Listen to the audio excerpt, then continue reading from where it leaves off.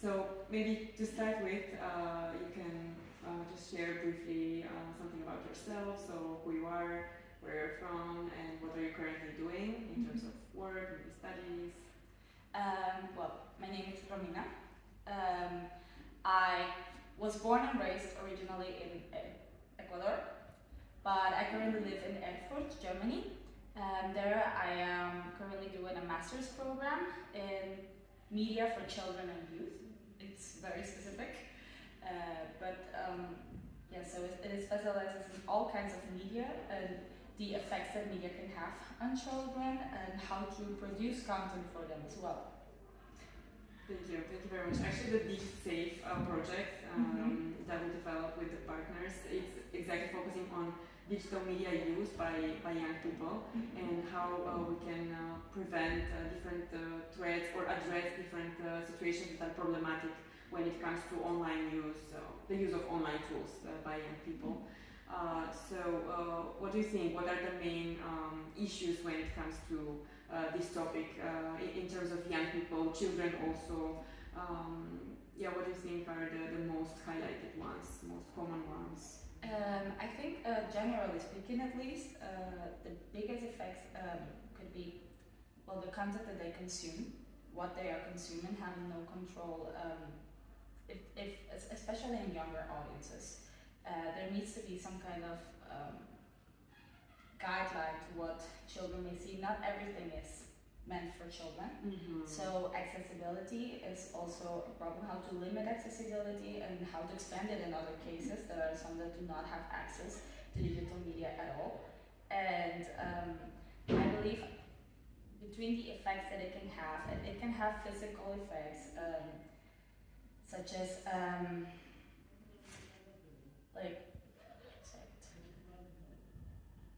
too much media usage, especially screen time in younger children, can produce some effects on the eyes and concentration effects too.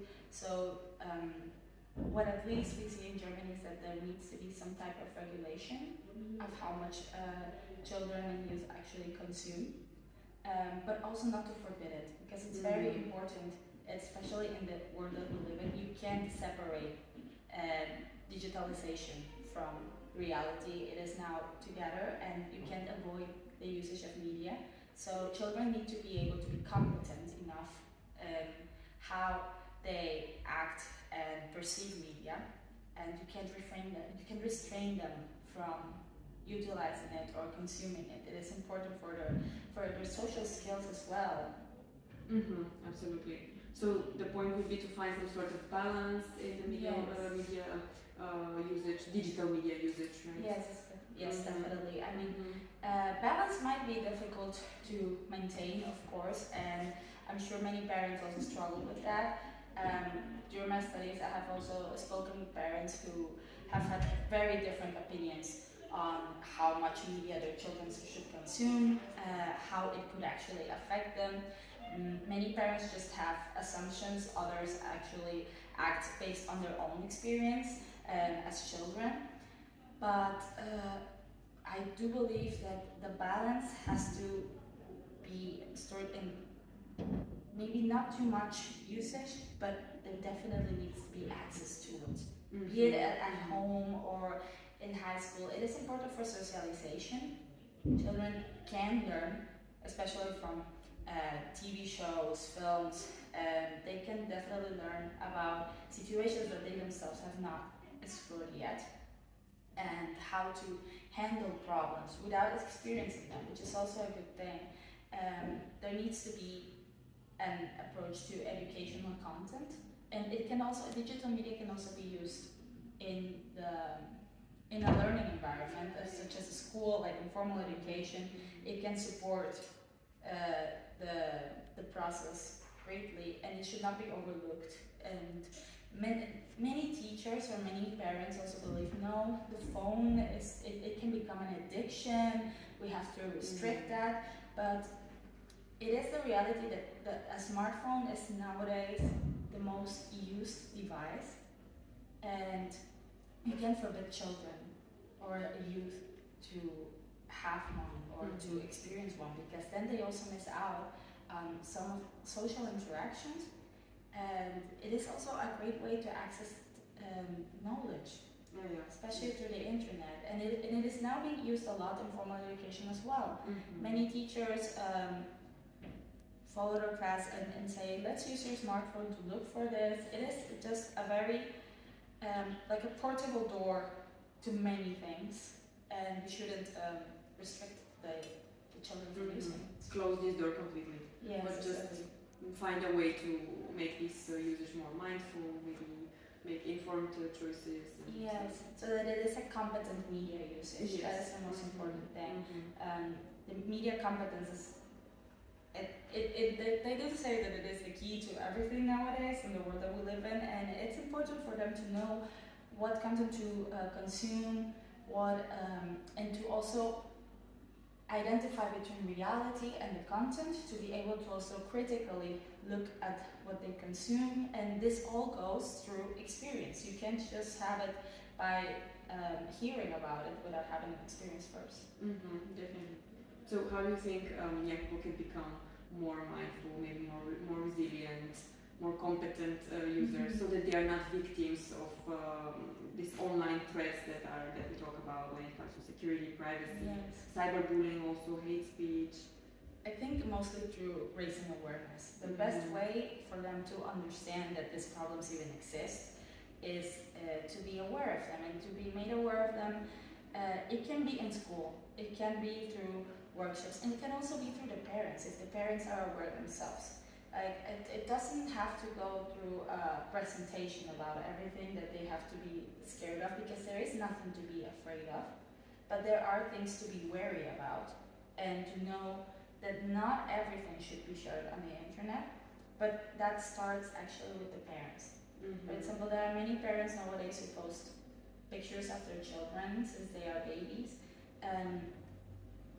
without their consent, because obviously they are toddlers, they cannot consent to something like this. Many children do not understand the definition of consent either, because it has not been explained to them, and it is important the parents also understand what risk it can have to put out such private information and pictures, and to put everything on the internet where whatever you upload stays there. And that is something that if the parents themselves don't practice it, the children won't either. So it is also important to make them aware of it, and to make the children aware as well. Yes, absolutely. What advice would you give maybe to teachers, also to parents, when it comes to young people's digital well-being, let's say? So how could they promote it or raise awareness? I would say to first inform yourself. As a parent, I would recommend parents to inform themselves. It is normal to worry about the safety of children. It is understandable, but it is also not okay to live in fear and just to forbid something because of it, and to think that the best form of prevention is to just not have it at all, because that will not help the children in the long run. At one point or another, they will have to use a cell phone. They will have to come across digital media. So I would say first, lose a little bit of the fear that this idea that digital media can only be damaging, to be aware of what chances it can also bring the children, but then also to inform themselves on how to treat the dangers and how to explain them to children. I think in Germany, in my organization where I'm working, they do, be it in school or online, they do a lot of talks for parents to raise awareness on all of these issues that come with digital media, such as cyberbullying, hate speech, how to avoid all of this. Privacy, which is a very, very important topic in Germany. Privacy is important in general, but the privacy for children is a more specific area that many are not even aware of. So by holding these talks, what we try at least is to raise awareness, to make them understand, to see another point of view, and to teach them how to approach this with the kids, because if you forbid something to them, they will still want to do it because they will see others doing it. There is no avoiding it unless the children never goes to school, maybe. Because you just can't escape that, and it's also, there is no need to escape digital media as well, because it also has its benefits. It is a great way of learning. Children can also learn from themselves, but there needs to be some sort of, not control, but supervision. And parents sometimes confuse supervision with control, and that is also something that they need to learn to differentiate and to understand. How can I make my child understand the risk and not just to tell him you are not to do this, because it's better for them to understand the reason, to understand what's behind it and what could actually happen, than for them to just tell them no phone, no pictures, no nothing. And when it comes to the topic of cyberbullying and hate speech that you already mentioned, what advice would you give to young people themselves in terms of becoming a bit more resilient, addressing these? Because maybe most of us and most of young people at some point come across this, unfortunately, online. So what would you say could be a path of kind of addressing it in a way? I think there are not two kinds of cyberbullying, but two types of situations that include cyberbullying that come out very often. And one is with people that you know, and the other is with the strangers on the internet. So I think the approach has to be different for the both of them. But what children first need to know about cyberbullying in general is that they have to speak up. It is very important to seek help, even if it is embarrassing, even if they think, no one will believe me. And it is very important to say something before it gets worse, because cyberbullying is just as dangerous as any other kind of harassment, and it can be just as damaging. And especially with social media being so, it is everywhere right now, and children use it with restrictions from the social media channels themselves, but they still use it from a very young age. It just keeps getting younger, and children can also be mean. They will be mean at school, and you can't really escape mean comments, but it's important to learn how to confront these situations, and to confront the bully, to seek for help, to accuse them if necessary, because it doesn't help anyone to just suffer in silence. And cyberbullying is also something that leaves proof. Different to normal bullying, cyberbullying always has, there's this digital footprint of it. So it is also something that can always be shown and that should be addressed, and that is never okay to experience. Even if the comments are simple, you're ugly under Instagram picture. It damages the self-worth, it makes you think and have some body issues. It can have such lasting impacts on yourself, and such things should be addressed, either with the bully themselves or by looking for the help of an adult, which is also why adults should also be ready, both parents and teachers should be ready to handle the situations, to discuss it, and to talk with those involved, and to make them understand why it is so wrong, why it is so damaging to say such things, and why having it written on the internet doesn't make it less hurtful.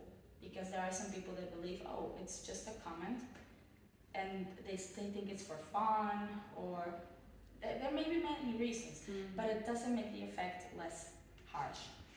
And the cyberbullying that also comes from strangers can be a little difficult to manage, because you can't go to your teacher to ask for help, like to solve the situation. You can't confront the person itself.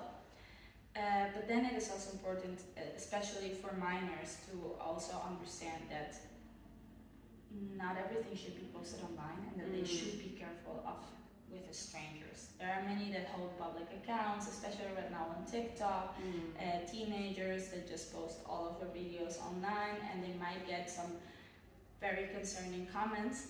And sure, they might be easier to ignore for some, but they will always be bothersome.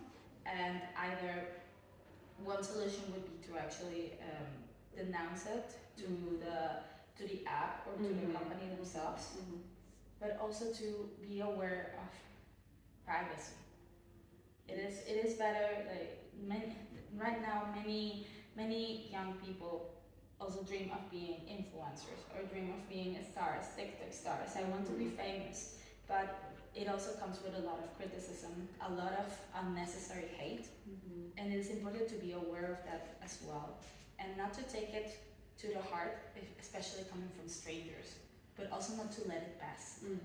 Either confront this and say that you are not going to accept such comments, delete them yourself, but it's a hard job to do as a parent.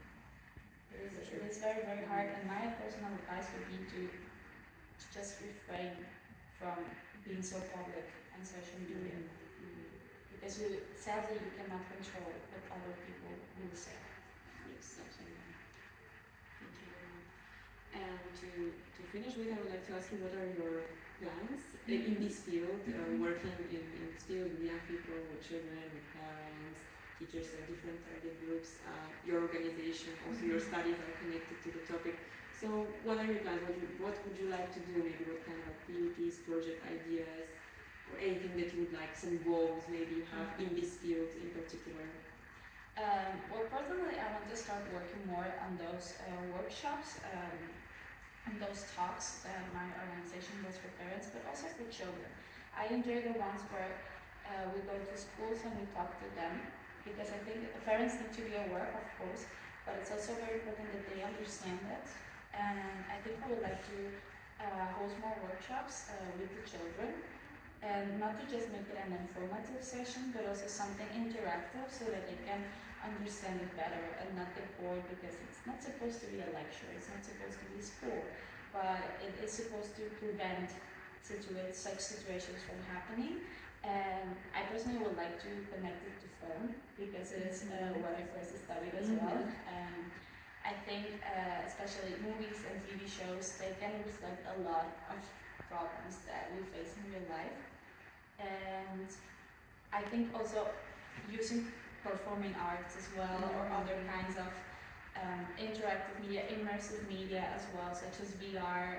I'm actually doing a course on virtual reality, and I think all of these types of media can support the form of learning, the way to transmit the information in a way that they will not get bored, but also that they will really understand the reasons behind it all, and what they should really not do, and how they should act in the case of any conflict. Perfect. Thank you very much for sharing all this. Thank you for inviting me.